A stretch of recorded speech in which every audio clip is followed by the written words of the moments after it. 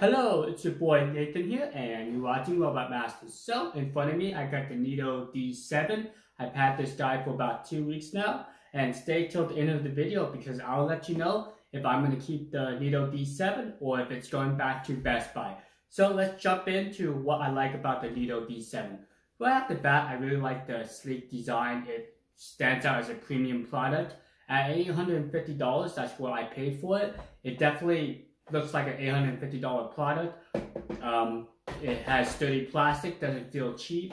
I really like the design. Another thing is I do like the D shape. This has one of the largest brush rolls of any robot vacuum I own. Let's go ahead and give you a quick look at that. So, to open up the brush roll, just pop the top, and you just saw my side brush just go flying away. But here you go. Look at this guy. This thing is huge. It's really long. I like the design. It's a combo brush. You got the bristles and you got the silicone. Very nice.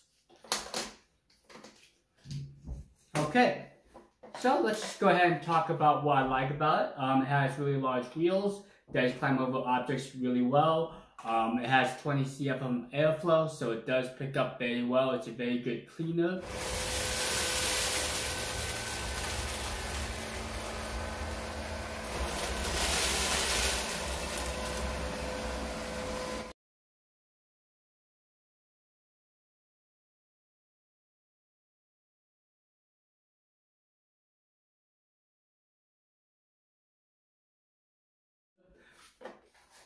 Now, another thing I like about this robot vacuum is it has a dedicated wall sensor, so it does get really close to the walls.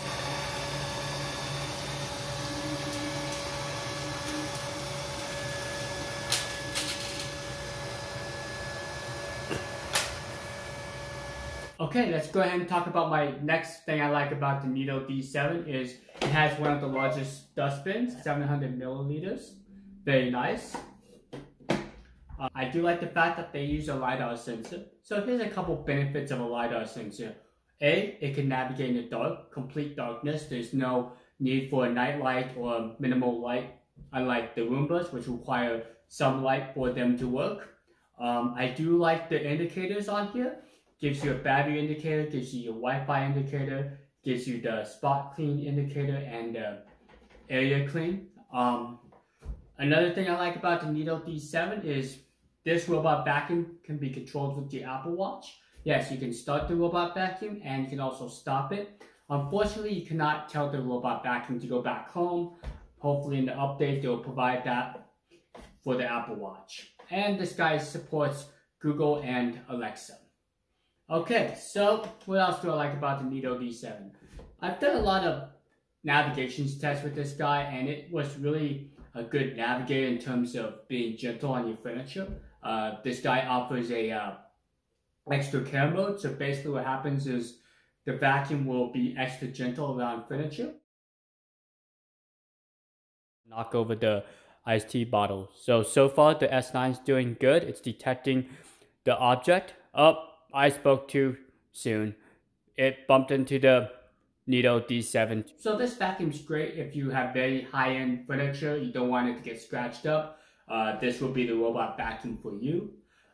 Another thing I like about the Neato D7 is it does offer area select, which you expect from a high-end robot vacuum. So what that does is it allows you to select an area or room that you want the robot vacuum to clean in. It does a very good job. It works well.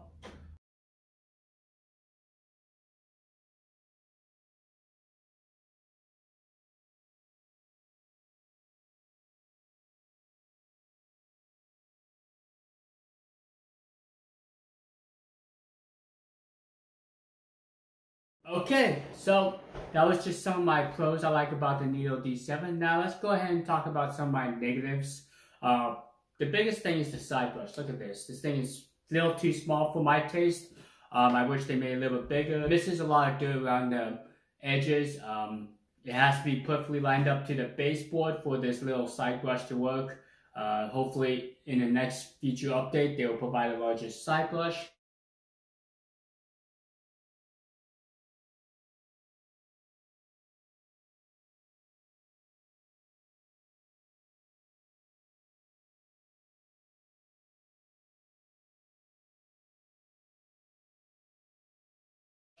Another thing I don't like about the Neato D7 is the navigation. Even though it's a good navigator, it gets confused easily. I did a couple of navigation tests with some chair legs, and the Neato D7 seemed to get confused fairly easily. One time I told it to clean a certain area, and it decided to end its cleaning job early and went back home. So that's one thing that Neato needs to work on is its navigation algorithms.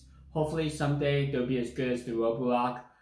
Right now, the Roborock S6 is one of the best navigating robot vacuums that you can buy. Okay, let's see, what else do I not like about the Neato? I think that's probably the biggest thing is the navigation. Also, I found that the app is a little sparse. You can change the power setting. You can either do turbo or you can do eco. There is no-go zone lines where you can tell it to keep out of certain areas. There's area planning, but there really isn't a lot of features beyond that. So for an $850 vacuum, I don't think the Neato really offers anything that kind of stands out. Also, I have heard from some people that they're having reliability issues. So the Neato, after about 4 to 5 months of use, tend to break down, or they have issues with their sensors, software, hardware related issues.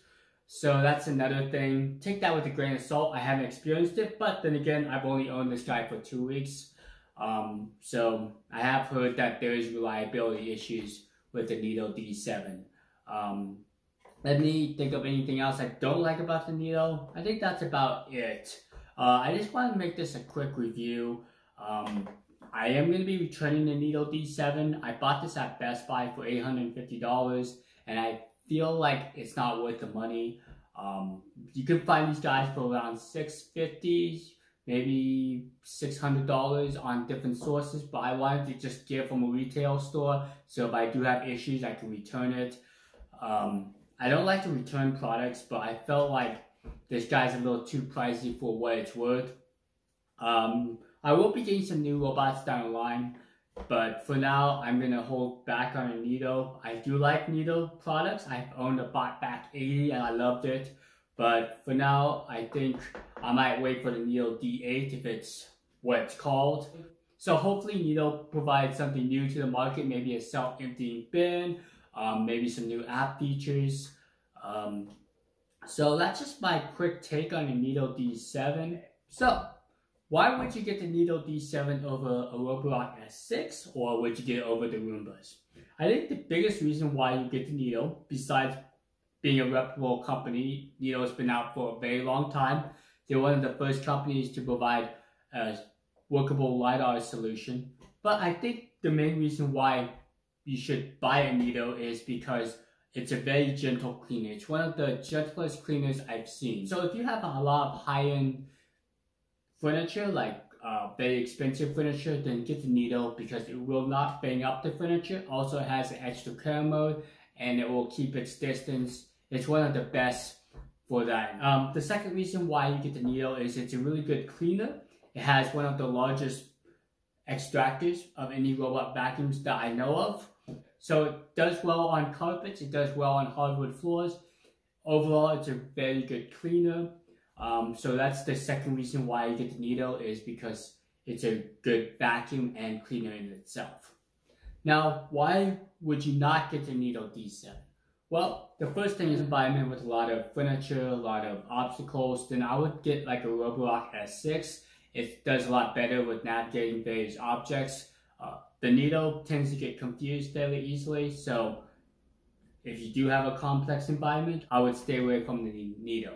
So that was just my quick review of the Neato D7. I'm going to go ahead and get this guy returned, and we're going to look into other robot vacuums. And if Neato provides a newer generation, I might look into buying that. So if you like this type of review style video, please smash the like button. Helps me gauge if this video is popular or not. And if you are new to my channel, welcome. My name is Nathan, and please subscribe to my channel because I do a lot of overviews. I do a lot of typical table style videos like this, crazy reviews, unboxings.